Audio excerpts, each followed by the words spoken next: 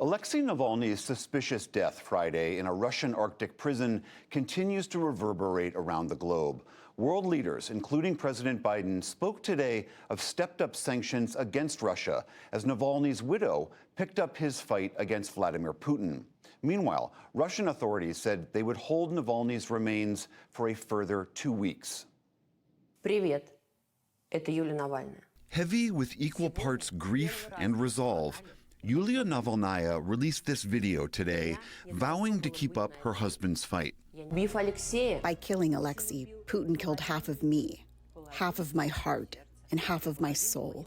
But I still have the other half, and it tells me that I have no right to give up.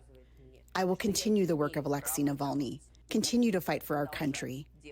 I urge you to stand next to me, to share not only my grief and endless pain, but also to share the rage. Navalny's cause of death remains unknown. Russian authorities blocked Navalny's mother from the morgue where her son's body is believed to be held. Across Russia, more than 50,000 people have now signed a petition demanding Navalny's body be released. Today, his widow met with European Union ministers in Brussels as they weighed how to respond to the dissident's death. What has happened reminds us all of the repressive and oppressive nature of the regime in the Russian Federation and of how President Putin has ruthlessly put down any opposition and suppressed any dissent. In Moscow, Kremlin spokesman Dmitry Peskov blasted Western leaders who've blamed Putin for Navalny's death. An investigation is underway, and all necessary actions in this regard are being carried out. But so far, the results of this investigation have not been made public, and in fact, they're unknown. Therefore, in conditions when there is no valid information, we believe that it is absolutely inadmissible to make such, well, frankly, boorish statements. Makeshift memorials have popped up across Russia as mourners pay tribute to Navalny's legacy. He was a very strong person, and I think all of Russia is suffering because we lost such a hero. In St. Petersburg, men clad in black removed flowers from a memorial, carrying them away in garbage bags. But moments later, Navalny supporters returned to replace them. Other memorials have also been dismantled across the country, and police have detained nearly 400 people for attending events commemorating Navalny's death. With less than a month to go before Russia's national election, and with Putin's victory all but certain, Navalny's death further scatters and weakens an already thin opposition movement. For the latest on Navalny's death and what it might mean for the future of Russia's opposition movement, we turn to Andrei Soldatov. He's a Russian investigative journalist and a senior fellow at the Center for European Policy Analysis. Andrei, thank you so much for being here. It has been 4 days since Navalny's death was announced.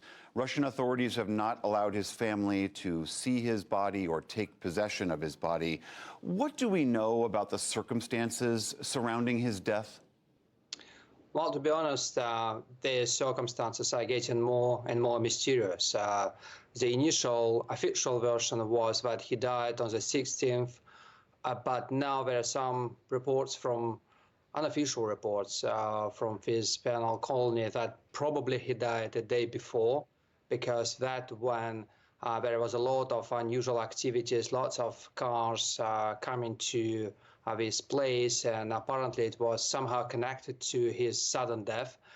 Why he died, we still do not know. We have no clue. The official reason is sudden death, whatever it means. And as you pointed out, the family doesn't have any access to his body. Do you think that his family will ever truly know what happened? I very much hope so. Of course, we have a very long record of political assassinations under mysterious circumstances of the last 20+ years under Vladimir Putin. And every time it was extremely difficult to establish the cause. And we have a number of poisonings, and with very few people we actually know what was used against them. In several cases, we, even now, after 20 years, we do not know, for instance, what was used against famous Russian journalist Yuri Shikachikhin in 2003, and what was used against Anna Politkovskaya. President Biden and many other leaders have squarely placed the blame for this death on Vladimir Putin. Do you share that belief? Yes, absolutely. I think what we have been seeing over the last 3 years, it was a deliberate, systematic effort to kill Navalny, not just to isolate him, but to kill him, moving him up north to more and more horrible conditions. And what happened before, I mean, his poisoning is a very clear sign that he was a target of a political assassination. It just failed back then, but they didn't fail now. We also know that Vladimir Putin, being a very practical man, made a political assassination part of his toolkit. And now we can say that, well, we have the upcoming election. Putin is extremely nervous. Again, it makes a perfect practical sense for him. Can you help me understand something, though? Because after that poisoning that Navalny survived, he returned to Russia. He had to know that he would be imprisoned, perhaps for the rest of his life. Help us understand why he might have done that. First of all, Navalny didn't believe in his political future in exile. He believed that he needed to get back and that he needed to conduct his political activity in the country. He was a strong believer of this idea.